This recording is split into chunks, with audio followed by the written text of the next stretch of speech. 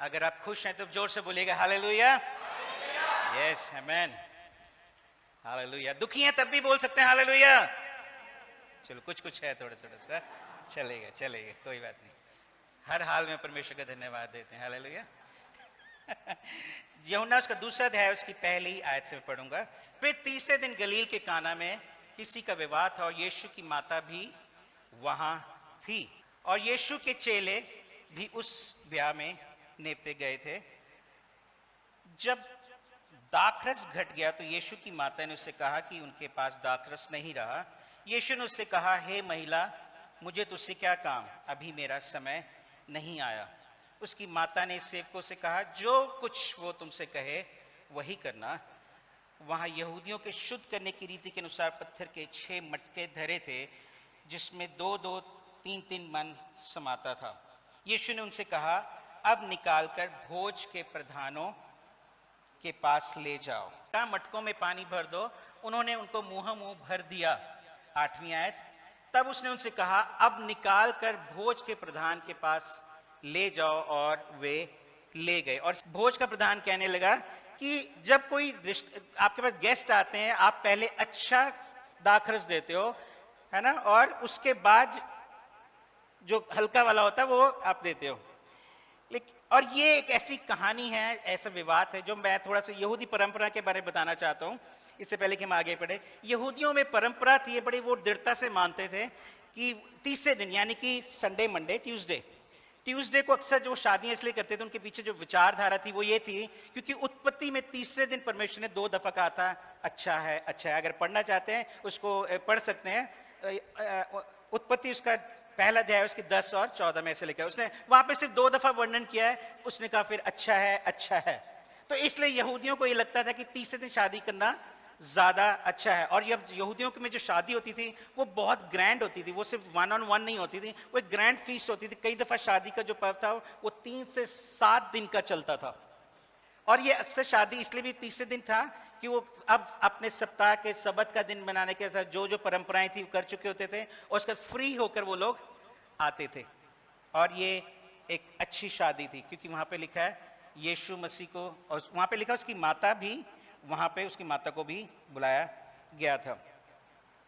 और अब जब वहां दाखरस कम हो जाता है, हम स्टोरी को बचपन से जानते हैं, जो नहीं जानते फिर मैं बता रहा हूं, जब दाखरस कम हो गया, अब ऐसी शादी में जहां बहुत ग्रैंड शादी हो, जब दाखरस कम हो जाए, अगर हम किसी ऐसी शादी में जाएं जहां खाना कम हो जाए तो हम क्या कहते हैं, ले तरी तरी बच गई, मीट तो है ही नहीं। होता है, पता नहीं कैसे कैसे इंतजाम कर दिया। वहां पे भी सिचुएशन ऐसे ही थी, है ना। फिर सब कड़छियां मांगते जिसको थोड़ा सा मीट मिल जाए। लेकिन यीशु मसीह की जो माता है वो किसके पास आती है, यीशु के पास आती हैं। आई लव दिस पैसेज कि वो यीशु के पास गई। मैंने बहुत कुछ सीखा इस पैसेज को पढ़ते हुए। यीशु मसीह के पास गई जब दाखरस कम हो गया, और दाखरस जो भोज का जो प्रधान था उसके पास नहीं गई, वो उनके पास नहीं गई जो खाना बना रहे थे, वो किनके पास गई, यीशु के पास गई। वो जा सकती थी कि भी क्या हो गया, काम में कुड़कुड़ा सकती थी, ऐसी क्या कारण है, क्या कारण है ये कम पड़ गया, तुमने इतनी बड़ी शादी करी है। हम अक्सर बोल जाते हैं कि ऐसे कैसी शादी में तुमने बुला लिया जब हमारा इतना हमारा वो करना था, हमारा आदर ही नहीं करना था। और वहां पे उसके बाद यीशु मसीह लेकिन क्या कहती है, यीशु के पास जाके कहती है, मरियम जो है वो यीशु के पास जाके कहती है कि दाखरस घट गया है या अब दाखरस नहीं है। बोली दाखरस नहीं है ना। दाखरस जो था उस भोज का एक मुख्य चीज थी जिसके बगैर शादी का जो आनंद नहीं लिया जाता था। अब जब वही कम हो जाए, यानी कि जिसके ऊपर आप जो आपके लिए सबसे इंपॉर्टेंट चीज है, जब वही कम हो जाए तो फिर क्या होगा। लेकिन आगे देखते हैं।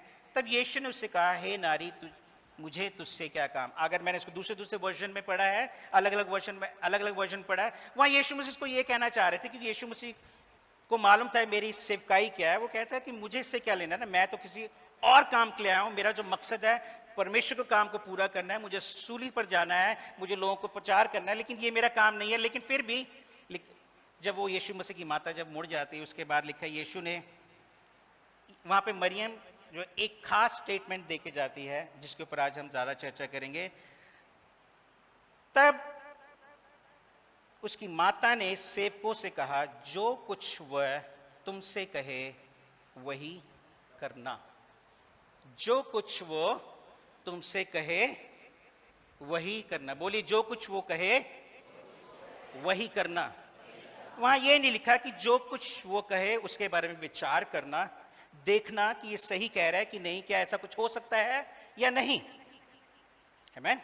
वो ये भी नहीं कह रहे थे कि ऐसा करना, जो कुछ वो कह रहा है उसके लिए कमेटी बना लेना, कि कमेटी अगर डिसाइड करती है कि जो यीशु ने कहा, अगर कमेटी का भी वो डिसीजन होता है, मिल जाता है, आपस में एग्रीमेंट हो जाता है, तो कर लेना। उसने ऐसा नहीं कहा। उसने कहा, जो कुछ वो तुमसे कहे वो कर लेना। बोलिए, करेंगे।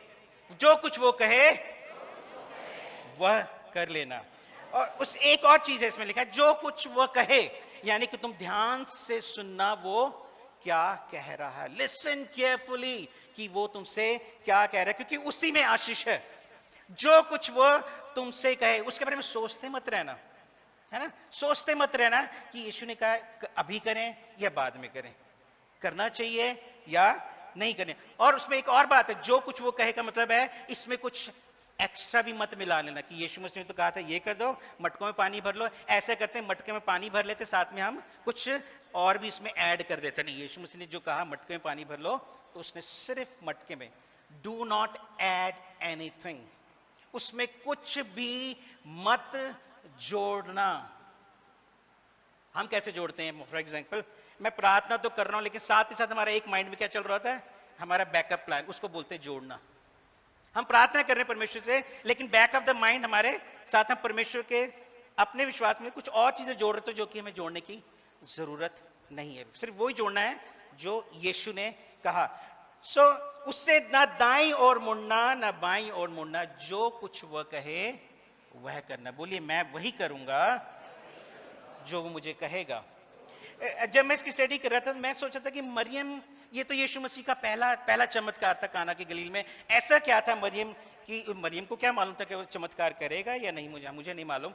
लेकिन वहां पे लिखा है काना के गलील में ये पहला चमत्कार था। लेकिन मरियम को ऐसा क्यों लगा कि जब समस्या हुई तो वो कह सकती थी चेलों को, चेले भी वहां थे, वो जाके पैसे फटाफट जाके खरीद के लाओ। उसने ये नहीं बोला। लेकिन यीशु को ऐसा क्या लगा कि वो, मरियम को ऐसा क्या लगा कि सीधा यीशु के पास गई?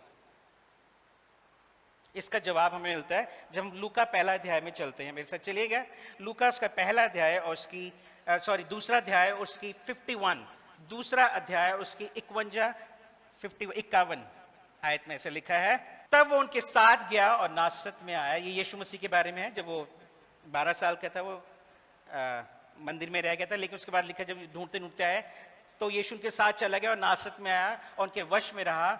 और उसकी माता ने ये सब बातें अपने मन में रखी। बोलिए, उसकी माता ने ये सब बातें अपने मन में रखी। कौन सी बातें रखी? किस चीज ने मरियम को इतना विवश कर दिया था कि इतने टफ टाइम पे भी, जहां पे इतना एक शादी का माहौल खराब हो सकता था, कितनी आसानी से आके उसको क्या कॉन्फिडेंस उसको मिला कि यीशु के पास आके बोली। और यीशु, उसने चेलों से, उसने सेवकों से कहा कि जो कुछ वो कहे वो तुम करना। ऐसा क्या था? आइए हम इसको थोड़ा सा देखते हैं। लिखा है, उसने अपने हृदय में उन बातों को मन में रखी। यानी कि कुछ बातें इंपॉर्टेंट होती है हमारे लाइफ में, जिनको हम अपने जीवन में रखते हैं। आपके जीवन में कुछ ऐसी बातें इंपॉर्टेंट है, मैं आपको देख के बता सकता हूं। आप में से कितने लोग सेल्फीज लेते हैं? ऐसे लेते हैं, है ना? अभी मोबाइल नहीं, ओह माय गॉड, सॉरी। लेकिन मोबाइल लेने से पहले, है ना, आने से पहले फ्राइडेज को लेते होंगे, शायद सैटरडेज को, एक सेल्फी। जो चीजें आप पसंद करते हैं, आप उसको हमेशा ट्रेजर करके रखना चाहते हैं। जो आपके लिए बहुमूल्य चीजें होती है, आप उसको क्या करना चाहते हैं? अपने पास। अब वो आप उसको याद नहीं रख सकते, इसलिए क्या करते हैं? फोन में रखते हैं हमेशा। और कई दफा क्या होता है, जब हम घूमने जाते हैं, फोटोज खींचते हैं, कई दफा मैं सोचता था कौन देखता होगा इतनी फोटोज। लेकिन कई दफा जब हम बहुत मुश्किल समय होता है, उन चीजों को याद करके हम क्या करते हैं? मजे लेते हैं। लेते हैं कि नहीं भाई? लोग नहीं लेते? मसल्स बना के जब फोटो खींची होती है, पहाड़ों में जाते हैं हम लोग, करते हैं। वहां लिखा है, उसने उन बातों को, कौन सी बातें थी वो बातें अगर मैं थोड़ा सा बताऊं, उससे पहले कुछ आयतों में लिखा है, जब गडरिये भी आते हैं, जब गडरियों के ऊपर स्वर्गदूत ने आके बताया, तो गडरियों वाला जो वाक्य था वो भी जब आके बताते हैं यीशु के सामने दंडवत करते हैं, लिखा है वहां पर भी ये लिखा है कि मरियम ने इन बातों को अपने मन में रखा। इसका मतलब है उसने ध्यान पूर्वक किया कि ये क्या चल रहा है, ये क्या जुड़ रहा है, क्या चीजें हो रही हैं मेरे जीवन में, क्या कुछ कहा जा रहा है यीशु के बारे में, है ना। और जब यीशु मसीह ने कहा मंदिर में, क्या तुमको नहीं पता कि मुझे अपने पिता के घर में रहना है, तो यीशु ने इन बातों को मन में रखा। और इससे पहले अगर पहले अध्याय में जाते हैं तो वहां पे भी जब मरियम पर स्वर्गदूत आया तो उसने क्या बोला, उसने बहुत सारी बातें यीशु के बारे में कही। उसने कहा उसका नाम ये होगा और वो अपने लोगों को उनके पापों से उद्धार देगा। ये सब बातें मिलकर उसके मन में क्या थी, उसने ट्रेजर करके लिखी थी ना। हम उन चीजों को ट्रेजर करते हैं, यानी कि रक्षा करते हैं, ये हमसे चूक ना जाए, ये हमसे खो ना जाए, ये हम कभी भूल ना जाए। आप कई चीजें अपने जीवन में ऐसे करते हैं जिसको आप हमेशा याद रखने की कोशिश करते हैं, ये मेरे लिए बहुत इंपॉर्टेंट है, मैं इसको कभी नहीं भूलना चाहता। और यहां पे जिस चीज को उसने मन में रखा था वो था यीशु के जीवन के साथ संबंधित जो भी बातें वो देख रही थी, घटते हुए देख रही थी। और जब उसने अपने मन में, और ये चीजें ये बताता है कि जिस जीवन से जितनी जुड़ी हुई घटनाएं थी, चाहे वचन थे, चाहे जो भी चीज था, उसने उसको संभाल कर रखा। यूनानी भाषा में शब्द का अर्थ है ध्यान से रखना, मैं इसको पढ़ना चाहूंगा, बारीकी से रक्षा करना और हमेशा याददाश्त में बनाए रखना। यानी कि आप उसको रिकॉल करते हो बार बार, ताकि आप भूल ना जाओ। कितनी चीजें ऐसी होती हैं बार बार रिकॉल करते हैं, बार बार याद करते हैं, लगातार, है ना। यीशु वो ये कर रहे थे, और उसको अपने मन में, केवल अपने मन में याद रखना ही नहीं, लेकिन अपने मन में उसको प्यार करना, उस चीज को बहुत इंपॉर्टेंट लेना, उसको मनन करना, राइट। अगर आप इसको देखना चाहते हैं, लूका 2:19 में लिखा है कि जब चरवाहे बालक यीशु से मिलने गए तो लूका ने कुछ ऐसा लिखा था कि मरियम ने ये सब बातें अपने मन में रखी और उन पर मनन किया।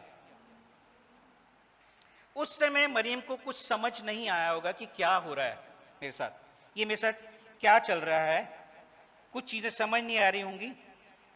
लेकिन ये बिल्कुल ठीक हमारी स्थिति भी कई दफा विश्वासियों की ऐसी होती है। कई दफा परमेश्वर जब हमें अलग अलग तरीके से कुछ फेजेस में बात करता है, हमें समझ नहीं आता है, तो हम उन चीजों को क्या करते हैं, एकदम से सोचते हैं कि ये कोई खास बात नहीं है। ऐसा होता है क्या? परमेश्वर निकाल, लेकिन क्योंकि हम समझते नहीं हैं तो हम लोग क्या करते हैं, उन बातों को भूल जाते हैं। यह हम सीखने को मिलता है, हम विश्वासियों के अंदर कई दफा ऐसा होता है, हमारे साथ होता है। लेकिन लिखा है कि यीशु की माता मरियम ने उन सब बातों को अपने मन में रखा। हो सकता है कई चीजें जो परमेश्वर ने आपके जीवन में कही हो कई साल पहले, या अभी भी कुछ कह रहा है, एक हो सकता है कुछ साल पहले बोला, दूसरी कड़ी अब जुड़ रही हो, लेकिन अभी तक फाइनल डिसीजन पे नहीं पहुंच रहे। आपको क्या करना है, उन चीजों को जिसको यीशु ने आपको दिया है, आपको उसको पकड़े रहना, क्योंकि एक समय आएगा जब परमेश्वर सब चीजों को आपकी लाइफ में अनफोल्ड करेगा। क्या हम आमीन कह सकते हैं?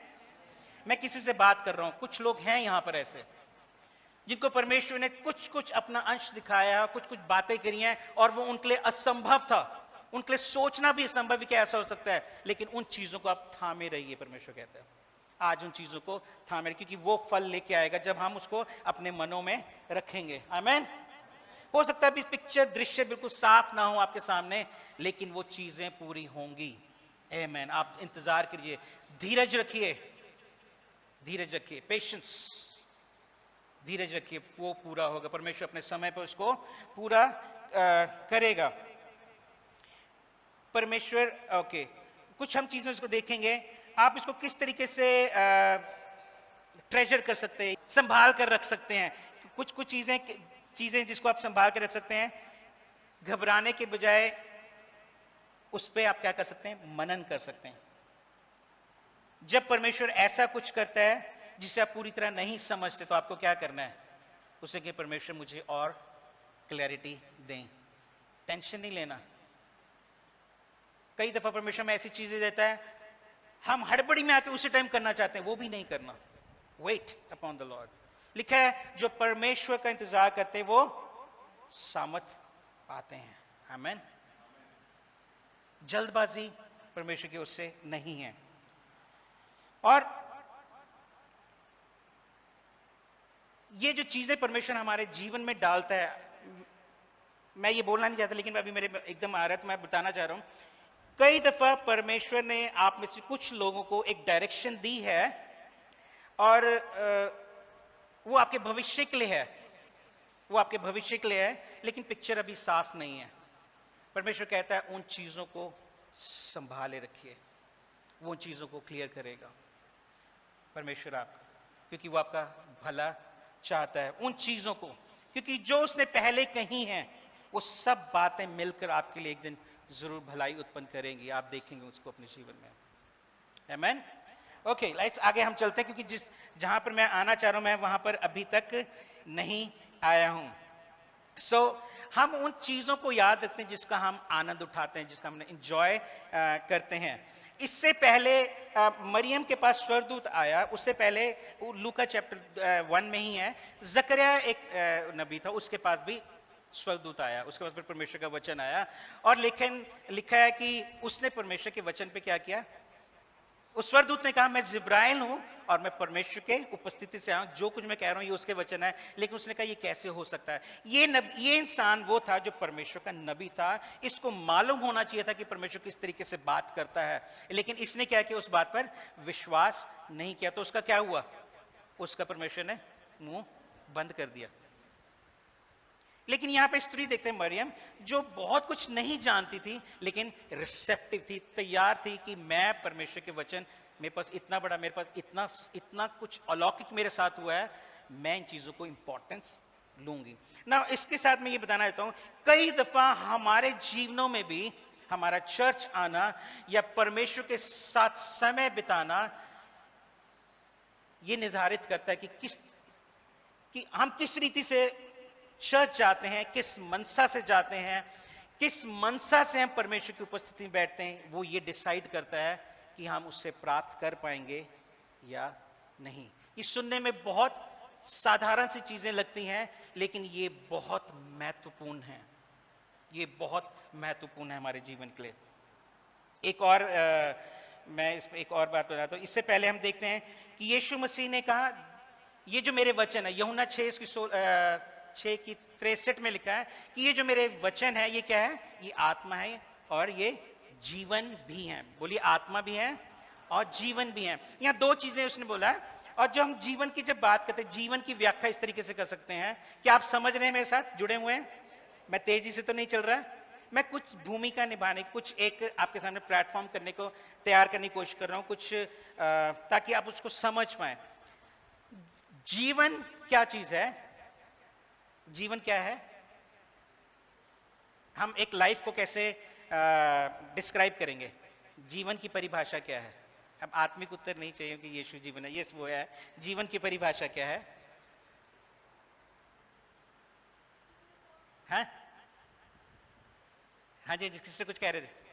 जीवन की परिभाषा क्या है, सांस लेना। उसको दूसरे से कह सकते हैं कि आपके पास वो सामर्थ्य है कि आपका अस्तित्व बना हुआ है, कि आप एग्जिस्ट करते हैं, पावर टू एग्जिस्ट, राइट। लेकिन यीशु मसीह क्या कहता है, मेरे साथ निकालिए।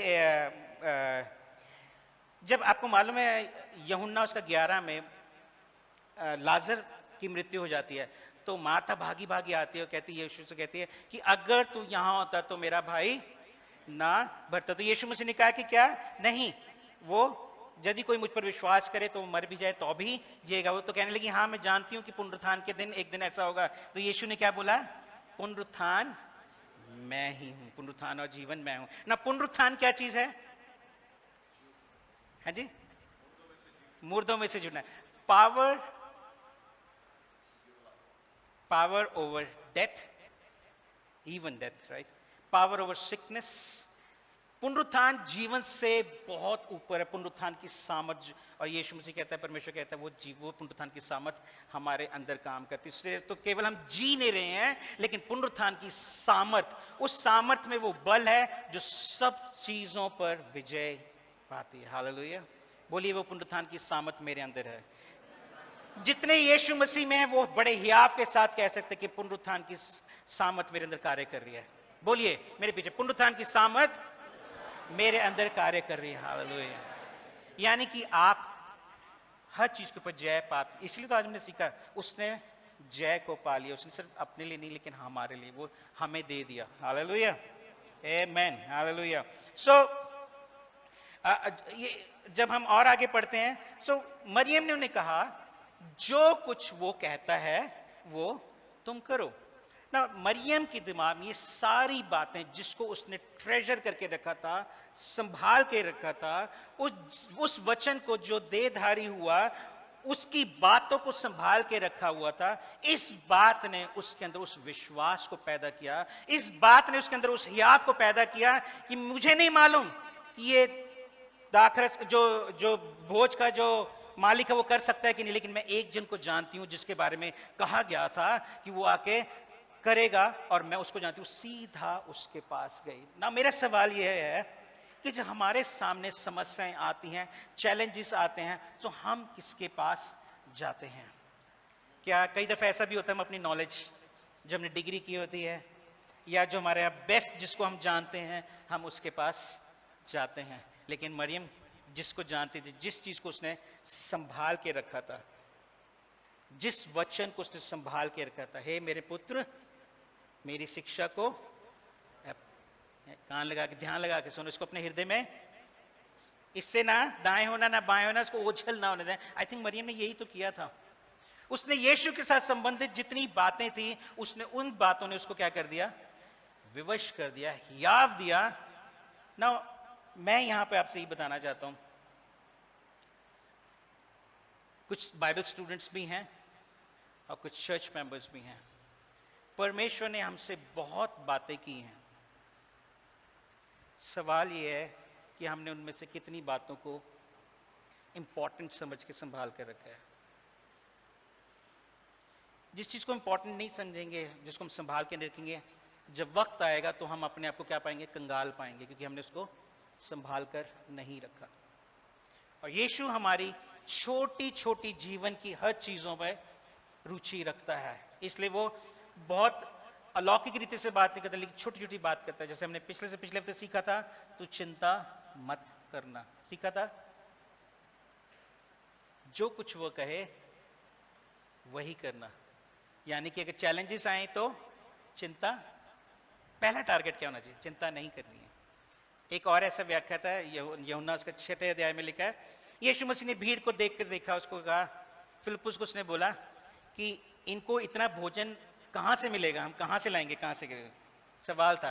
हालांकि यीशु मसीह जानता था कि वो क्या करने वाला है, लेकिन यीशु मसीह ने उसको परखने के लिए ऐसा कहा था कि ताकि वो देख पाए कि वो कहां पर है। राइट, ऐसा हुआ था। अब जानते स्टोरी को। तो फिलिप्पुस ने क्या बोला, हे प्रभु लगभग 8 महीने की तनख्वाह लगेगी अगर इन लोगों को खाना खाना है, वो भी इनको थोड़ा सा स्नैक्स ही मिलेगा, खाना नहीं मिलेगा भी। यीशु मसीह ने उसके सामने, फिलिप्पुस के सामने एक स्थिति रखी। अब वो ये देखना चाह रहा था, यीशु मसीह खुद स्वर्ग से उतरी रोटी थी, वो रोटी स्वयं पूछ रही थी फिलिप्पुस से कि इनको रोटी कहां से दिया। फिलिप्पुस का प्रत्युत्तर बिल्कुल अलग था। यीशु कुछ पूछ रहा है कहां से लाएं, वो कैलकुलेशन में लग गया। इतना हिसाब, मतलब वो अच्छा होगा, इसको कैलकुलेशन चल रही होगी, अगर इतने लोग हैं तो इतना खाना, इतने लोग हैं तो इतना खाना। उस टाइम के लोगों को कैलकुलेटर की जरूरत नहीं थी, बुद्धिमान थे, फटाफट कैलकुलेशन करी, कहता 8 महीने की तनख्वाह कम से कम, वो भी स्नैक्स के लिए। तो अगर पूरे लोगों को अगर प्रॉपर खाना खिलाना होता तो कम से कम 1.5 साल की मेहनत के बराबर, यानी कि अगर 50,000 तनख्वाह होती तो 1.5 साल की तनख्वाह जो थी कम से कम 9 लाख रुपए बनती। यानी 9 लाख रुपए का प्रबंध करने के लिए फिलिप्पुस ने, उदाहरण के लिए यीशु मसीह ने फिलिप्पुस से पूछा, और ये फिलिप्पुस एकदम से, उसको क्या चाहिए था, उसने कहना कि प्रभु तू तो स्वयं जीवन की रोटी तू जानता है, लेकिन कैलकुलेशन में चला गया। मेनी टाइम्स हम भी ऐसे ही करते हैं। वो कहते हैं चिंता ना करना, हम वो बात नहीं सुनते हैं, लेकिन कुछ और कैलकुलेशन कर लेते हैं। अच्छा चिंता नहीं करना, इसका मतलब मेरे पास एक वो एफडी है वो तोड़वा लेंगे, और एक ये है, और एक मैं उससे ले लूंगा, इतने मुझे वहां ब्याज से मिल जाएंगे। No no no, calculations. वहां पे लिखा है यीशु से परखना चाहता था। इसको बोलते हैं निरादर करना परमेश्वर। स्वयं जीवन की रोटी हमारे सामने है, स्वयं यीशु, जो इसमें लिखा है कि परमेश्वर की परिपूर्णता उसमें है, यानी कि जो कुछ हमें चाहिए वो सारी परिपूर्णता उसमें है। जब वो हमारे सामने हमारी स्थिति लेके आता है, वो हमें फंसाता नहीं, वो कहता है क्या करोगे बताओ। बेस्ट आंसर क्या होना चाहिए? टर्न टू लॉर्ड जीसस, प्रभु आप बताइए मैं क्या करूं। That would be the right answer, वो सबसे सही आंसर होगा। फिर वो आपके ऊपर है ना। ट्रायल्स और टेम्पटेशंस दो अलग अलग चीजें हैं, खैर इस पे हम नहीं जाना चाहते, लेकिन ये सब पर आती हैं। मरियम के सामने भी आए होंगे कि अब मैं क्या करूं। भोज, हो सकता है वो भोज का मालिक जो होगा वो मरियम को जानता होगा। लिखा मरियम की माता थी, बाद में लिखा है यीशु मसीह भी अपने चेलों के साथ गया, इसका मतलब एक कनेक्शन रहा होगा। लेकिन मरियम की माता मरियम ने भोज के मालिक के पास जाकर नहीं पूछा कि क्या करें, कैसे होगा, हमें नहीं पता गई कि नहीं। लेकिन मुझे ये बाइबल ये बताती है वो यीशु के पास गए, उसने यीशु के सामने कहा दाखरस नहीं है वो, यानी वो कहना चाहते कि अब क्या करें ना। हम बहुत कुछ सीखते हैं यहाँ से। मरियम ये इसलिए कर पाई क्योंकि उसने अपने यीशु के वचनों को, जो उसके साथ घटा था, उसने उन चीजों को इंपॉर्टेंट रखा था। ना वी फेल क्योंकि हम परमेश्वर की उन दी हुई चीजों को अपने जीवन में महत्वपूर्ण नहीं समझते हैं। और फिर जब समस्या आती है फिर फोन उठा के कहते पास्टर जी कोई प्रेयर कर दो। यस पास्टर जी करेंगे, लेकिन हर इंडिविजुअल का रिस्पॉन्सिबिलिटी है कि वो खुद बढ़े, विश्वास में बढ़े।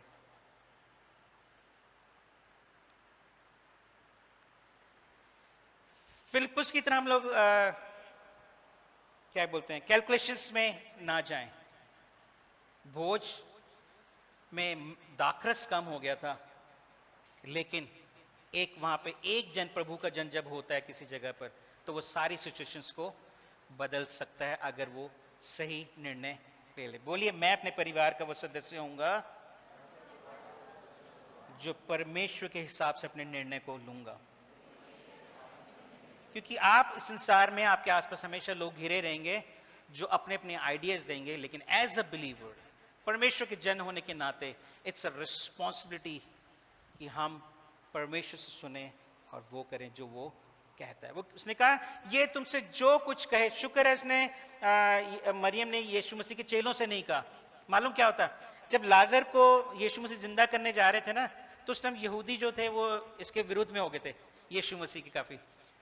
तो जब यीशु मसीह ने कहा आओ हमारा भाई सो गया है, उसको जिलाने चले, तो कुछ चेले पता कहने चले चलो आओ, कहते हम भी मरने चले।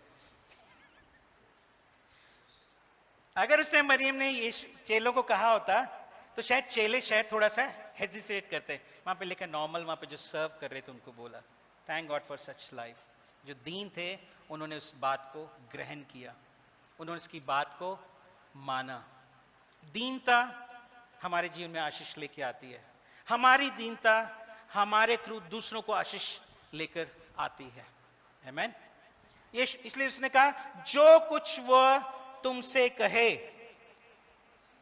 वही करना। जब हमारे जीवन में ऐसे चैलेंजेस आते हैं, अनसर्टेनिटीज आती हैं, तो यीशु कहता है मत डर, केवल विश्वास रख। इसका मतलब ये नहीं कि चैलेंजेस नहीं आएंगे, लेकिन वो कहता है मत डर। और हमने सुना है, मैंने पढ़ा नहीं लेकिन ऐसे सुना है सब प्रीचर से, कि लगभग 365 दफा लिखा है मत डर, हर दिन के लिए मत डर। लेकिन यीशु मसीह ने क्या बोला, केवल विश्वास रख। वो जब वो उसकी बेटी मर गई और उसके पास आके उन्होंने बता दिया कि अब कोई फायदा नहीं, गुरु को तंग मत कर, कुछ नहीं हो सकता, इम्पॉसिबल। हो सकता है हमारी सिचुएशन आज ऐसी कहीं पर हो, कुछ नहीं हो सकता। उसने क्या बोला, मत डर। लेकिन उसके मत डर ही नहीं है, अगला पार्ट इंपॉर्टेंट है, केवल विश्वास रख। आपको ना डर की फर्स्ट स्टेज कंसर्न होता है, लेकिन उस कंसर्न को अगर आपने ठीक से मैनेज नहीं किया तो वो आपके जीवन को डर के रूप में काबू कर लेता है।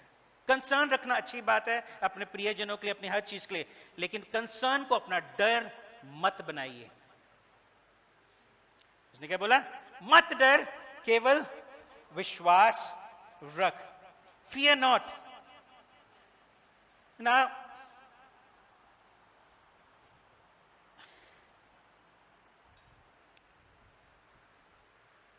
विश्वास हमेशा कार्य करता है। विश्वास कार्य के बगैर मुर्दा है। बोले मेरा विश्वास बिना कार्य मुर्दा है। राइट। मत डर, केवल विश्वास रख। हालेलुया। मत डर, केवल विश्वास रख। आज परमेश्वर का आत्मा आपसे किन बातों के बारे में बात कर रहा है? यहां यीशु मसीह है जो सब कुछ कर सकता है और उसके वायदे के मुताबिक इस समय वो यहां पर है। He is here. हम विश्वास से उसको देख सकते हैं। उसने कहा जहां 2 या 3 मेरे नाम से इकट्ठे होते मैं उनके बीच में हूं। इस समय भी वो सबके साथ सामने हम सबको देख रहा है। हमारे मन की दशा को जानता है, हमारे हृदय की दशा को जानता है। वो जानता है हम किन बातों से जूझ रहे हैं। But how do we respond? हम उसको कैसा प्रत्युत्तर दे रहे हैं? क्या हम कह रहे हैं कि प्रभु, क्या हमारा प्रत्युत्तर है कि मैं पता नहीं मेरा कुछ हो सकता है या नहीं हो सकता? या हमारा प्रत्युत्तर ये भी हो सकता है, प्रभु समस्या तो है, तू थोड़ा सा बस उंगली पड़ा दे, बाकी मैं कर लूंगा।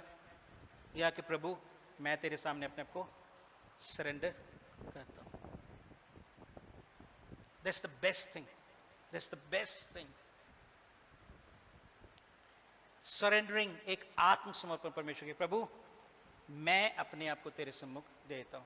पहला पत्रस 5:7 में लिखा है, अपना सारा बोझ उस पर डाल दो क्योंकि उसको तुम्हारा ध्यान है। ये मेरी संडे स्कूल की पहली आयत थी जो मैंने सीखी थी और मुझे आज तक याद है, लेकिन मैं उस पर बहुत समय तक चला भी नहीं। जब तक मैं यहाँ नहीं आया मुझे समझ नहीं आता था। मैं बोझ दे देता था और बोझ वापस ले लेता था। यहाँ पे लिखा है, मरियम ने उसे कहा जो कुछ वह तुमसे कहे वही करना। जो कुछ वो आज आपसे कह रहा है, आपकी स्थिति फर्क हो सकती है। हो सकता है परमेश्वर आपको कुछ कह रहा हो करने, जैसे मटकों में पानी भरना बिल्कुल इलॉजिकल था। मटकों में पानी भरना, वो भी उन मटकों में जिससे कि अपने वो हाथ पैर धोते थे जब आते थे कहीं, उन मटकों में पानी भरना था। इलॉजिकल है, इसका कोई वो नहीं बनता, तर्क ही नहीं है।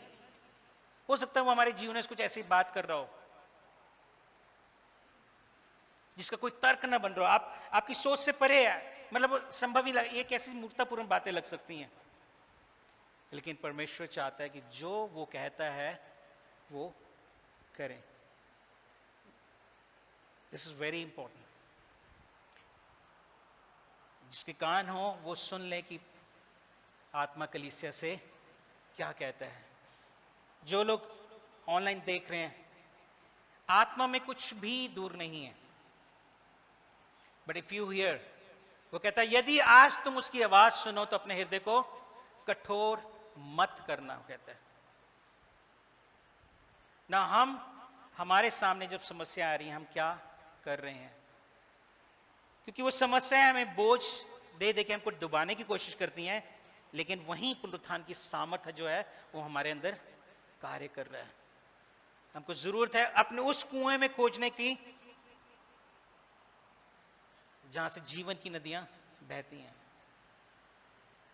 जो कुछ वो कहे तुम बस वही करना।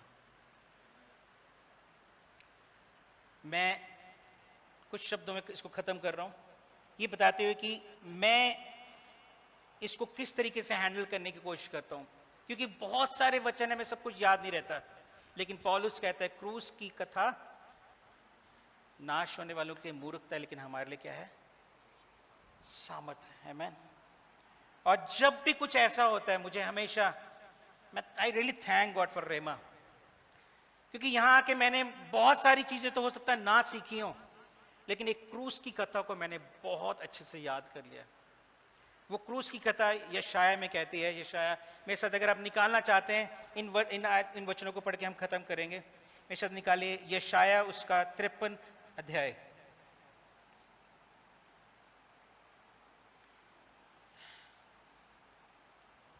हम सब इसको जानते हैं, पढ़ते हैं, लेकिन कई दफा हम इसको भूल जाते हैं। ये वो बातें हैं जो यीशु आज आपसे कह रहा है कि आप उसको मानने के लिए तैयार हैं? कितने लोग तैयार हैं कि जो कुछ वो कहेगा मैं करूंगा? आमीन, हालेलुया। बाइबल कहती है, अगर इसको शुरू में पढ़ें, किसका हाथ है ना, वहां पे लिखा किसका हाथ या किसकी सामत उस पर प्रकट हुई है। ये शायद 53 उसकी 3 से 10 तक पढ़ूंगा मैं चाहूंगा इसको हम बड़े ध्यान से पढ़ें, क्योंकि यीशु आज हमसे इसके थ्रू बात कर रहा है। लिखा है, वह तुच्छ जाना जाता था और मनुष्यों का त्यागा हुआ था। वह दुखी पुरुष था, रोग से उसकी जान पहचान थी और लोग उससे मुख फेर लेते थे। वह तुच्छ जाना गया और हमने उसका मूल्य ना जाना। निश्चय उसने हमारे रोगों को सह लिया, हमारे ही दुखों को उठा लिया, तो भी हमने उसे परमेश्वर का मारा कूटा और दुर्दशा में पड़ा हुआ समझा। परंतु वो हमारे अपराधों के कारण घायल किया गया, वो हमारे अधर्म के कामों के कारण कुचला गया। हमारी ही शांति के लिए उस पर ताड़ना पड़ी कि उसके कोड़े खाने से हम लोग चंगे हो जाएं। हम तो सबके सब भेड़ों के समान भटक गए थे, हम में से हर एक ने अपना मार्ग लिया और यहोवा ने हम सबों के अधर्म का बोझ उसी पर लाद दिया। वह सताया गया तो भी वह सहता रहा और अपना मुंह न खोला। जिस प्रकार भेड़ वध होने के समय और भेड़ी ऊन कतरने के समय चुपचाप शांत रहती है, वैसे ही उसने अपना मुंह ना खोला। अत्याचार करके और दोष लगाकर वे उसे ले गए। उस समय के लोगों में से कितनों ने उस पर ध्यान दिया कि वह जीवितों के बीच में से उठा लिया गया। मेरे ही लोगों के अपराधों के कारण उस पर मार पड़ी। यहां कुछ ऐसी चीजें हैं जो हम सब जानते हैं। इस क्रूस पर एक आदान प्रदान हुआ था। यहां पे जो कुछ यीशु मसीह ने सहा है, ये मेरे वचन नहीं है। यीशु मसीह कह रहा है कि जो कुछ मैंने सह लिया है, तुम्हें सहने की जरूरत नहीं है। क्या आप इस बात को ग्रहण करेंगे? क्या आप इस बात को पूरी दीनता के साथ ग्रहण करेंगे? क्या आप इसको संभाले रखेंगे? वो तुच्छ जाना गया, मुझे तुच्छ नहीं जाना जाएगा। उसने रोग सह लिए, मैं रोगी नहीं रहूंगा। उस पर अत्याचार हुआ, मुझ पर अत्याचार नहीं होगा। वो अशांत हुआ क्योंकि उस सबकी दंड उसके ऊपर डाल दिए, लेकिन मेरी शांति के लिए उस पर क्या हुआ? ताड़ना पड़ी। वो कुचला गया ताकि मैं आजाद रहूं, खुशी से रहूं। क्या आप इस बात पर विश्वास करते हैं? जो कुछ वह कहे तुम वही करना। आज यीशु आपसे क्या कह रहा है? जब आपके परिस्थितियों में कुछ खराब है या कुछ आप ऐसी चुनौतियों का सामना कर रहे हैं, आज यीशु आपसे इन वचनों के द्वारा क्या कह रहा है? क्या आपको लग रहा है कि अगर मेरा ये काम न हुआ तो लोग मुझे तुच्छ ना जान लें? क्या आपको लग रहा है कि पैसे की समस्या है, शायद मेरा पता नहीं समाधान होगा कि नहीं? वो कहता है नहीं, तुझे तुच्छ नहीं जाना जाएगा। उसने लिखा है कि वो जो धनी था हमारे लिए कंगाल बन गया ताकि हम उसमें धनी हो जाएं। क्या हम उसकी इस बात को मानेंगे कि हम धनी हैं, या इस बात को मानेंगे कि हम कंगाल हैं? बाइबल कहती है, मरियम ने कहा, जो कुछ वह कहे तुम बस वही करना, तुम उसकी बात पर विश्वास करना। जब शैतान, आमीन, जो कुछ वो कहे बस तुम वही करना। लिखा है उसमें लिखा है वो सताया गया। आपको सताया नहीं जाएगा। सिर्फ एक बात जब यीशु के काम करोगे वो सतावट अलग है, इसके अलावा आपको बीमारी से सताव सहने की जरूरत नहीं है, गरीबी के कारण सताव सहने की जरूरत नहीं है। हालेलुया, नहीं जरूरत है। इसलिए यीशु मसीह कहता है, ये मेरा एक फेवरेट पैसेज है, मैंने इसको बाइबल में ऐसे लिखा हुआ है, और जो चीजें उसने मेरे लिए सही, मैंने उसको रेड किया हुआ है, और उसको मैं अक्सर, ये रोज मैं अक्सर पढ़ता हूँ जब मेरे पर प्रॉब्लम्स आती हैं। क्या प्रॉब्लम्स आती हैं? सब पर आती हैं जब तक हम इस संसार में रहेंगे, लेकिन ये वो चीजें जो मेरे को ओवरकम करती, मेरे को हियाव देती हैं। सिचुएशंस खराब हो जाती हैं, लेकिन ये मुझे हियाव देती हैं। कई दफा ऐसा लगता है पता नहीं क्या होगा, तब वो कहता है मैं तेरा बल हूं। तब वो वचन कहता है मैं तेरा सहायक हूं, मैंने तुझे दाहिने और संभाल के रखा है। तू मसीह में सब कुछ कर सकता है, क्योंकि जो कुछ वो कहे तुम बस वही करना। और मैं सिर्फ उसको सुनता नहीं हूं, मैं उसको करने की कोशिश। अगर वो सेवक घड़े नहीं भरते तो शायद चमत्कार नहीं होता। वो एक अच्छा वचन तो आया, लेकिन अगर वो सही टाइम पे, अगर वो घड़ों को नहीं भरते, यानी कि वो कार्य नहीं करते, तो क्या वो शायद एक बहुत बड़ा चमत्कार चूक जाते। आज परमेश्वर हमसे कह रहे हैं अगर आप उदास हैं तो हर्षित हो जाइए। हालेलुया। परमेश्वर कहता है कि मैंने तुम्हें हर्ष के तेल से अभिषेक किया। हमें उसे जैवंत से बढ़कर बनाया।